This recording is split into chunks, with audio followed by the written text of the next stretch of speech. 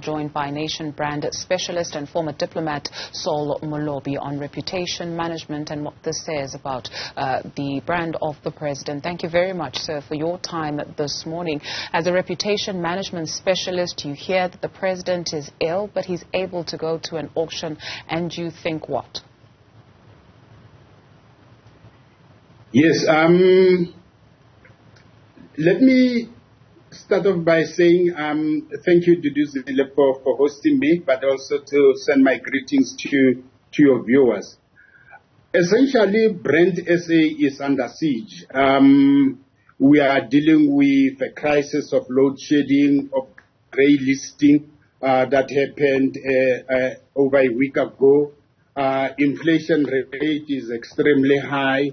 Unemployment is extremely high, and to a large extent, our economy won't be growing. In fact, it will be declining from 1.7 of last year percent to 1.1% of GDP this year. But also, we shouldn't look at it in isolation. We should also be mindful of the fact that global economy in general is in crisis. It will be declining from a high of 3.4% last year to 2.9% of this year. Yes, I would say that the challenges that the president is facing are insurmountable. And for now, just to respond to your question about him having appeared at some auction, for me, it shouldn't be seen as a sign of national crisis, because yes, you are a president 24/7, but you still have time to do what you are supposed to be doing.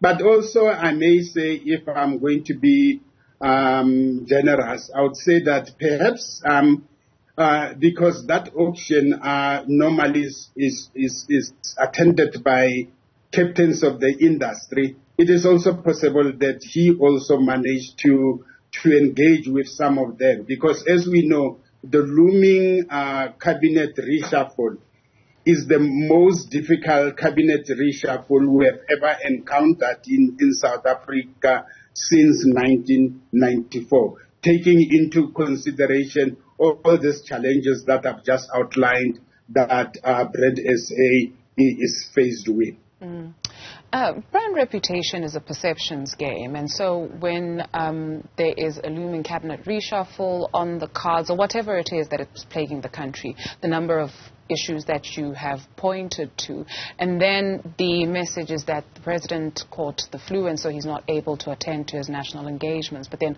on the very same day he is seen at this auction. As you said, it shouldn't be blown out of proportion, but for perceptions, what kind of perception is then created about the taking care of the issues of the country before self?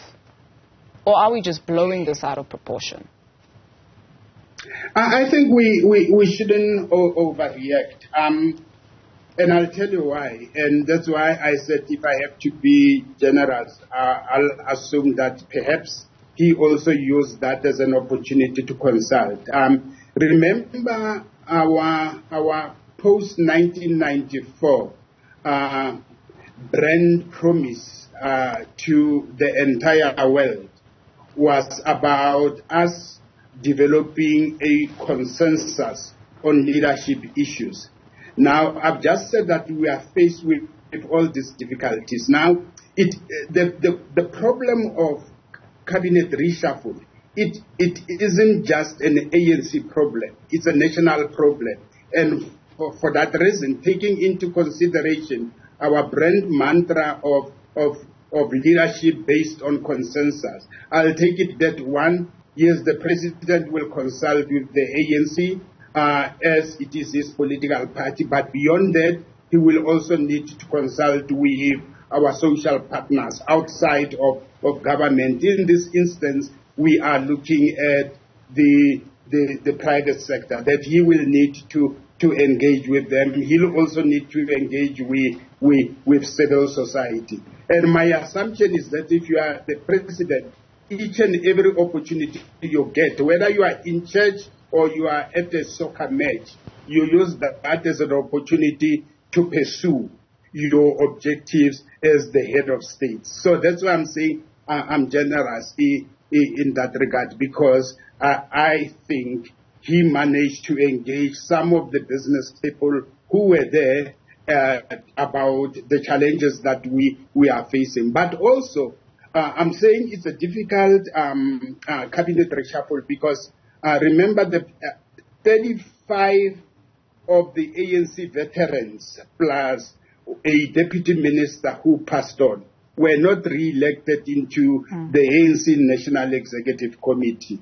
Now, it's a difficult job for the president because then he has to look at generational mix, but at the same time, he can't be seen to be purging those who opposed him during the build-up towards the December conference, because then it will be defeating that whole spirit and tone of us post-1994, where we are able to bring in even people from the opposition parties into the cabinet. In fact, if we look at his current cabinet now, we also have Good Party, which is a minority party, but it is represented. In the previous administrations, we even had a representative of the Freedom Front Plus being a deputy minister as part of the administration. So for me, this is in line with our brand mantra as a country. Remember, in 1994, it was Archbishop Desmond Tutu who said, "We are the rainbow nation of God," and that is why you have many other countries coming to South Africa who are facing various challenges for us to be able to advise them on how they can negotiate a settlement that could be acceptable to all. So I'll take it that the president has delayed in announcing his new cabinet simply because he has to consult as extensively as possible. But also that, remember, we have just emerged out of the State Capture Commission. Yeah. And Mr. Molobi, unfortunately, for the purpose of time, please do allow me to join you. I think we're at a very different place as a country, as a society, to where we were during the days of the Rainbow Nation and utterances by the late Archbishop. A lot of things also have not changed for the majority of the people in South Africa. Yes, consultations are good. However, what do you say to sectors of the society that says we need more decisions and implementation of those decisions and not more delays, right? To Vincent Magwenya's point, the work of government has not been interrupted by not implementing these changes, which are imminent. But the lives of the everyday person on the ground have not, maybe not every day or every person, so maybe choosing my words carefully, but life for the majority of people in South Africa, it's as if nothing has changed for them. And therein comes the frustration for people. Yes, I agree with you, but at the same time, we should remember that we are not an island. We are part of the global village. Yes, in 2008, through government's economic policy intervention, we were able to shield the impact that of the crisis that the global economy experienced then. But we also know that it did impact on us. And right now we have just emerged out of the lockdowns that were intended to contain the infectious spread of COVID-19. And as a result, unemployment has increased very drastically in South Africa. And that is why I say the challenges we are facing are not just a ruling party challenges, but these are the challenges that are facing all of us as a country, and that's why it's important that the president has to consult as extensively as possible. But also, we should also take into consideration the developments across the world, developments across the continent itself. Personally, I'm quite positive, especially if I'm looking at the integration project of the continent, where ultimately we have specific strategic objectives to ensure that our African consumers begin to cavort with all the brands that are produced in Africa, and that will boost intra-African trade.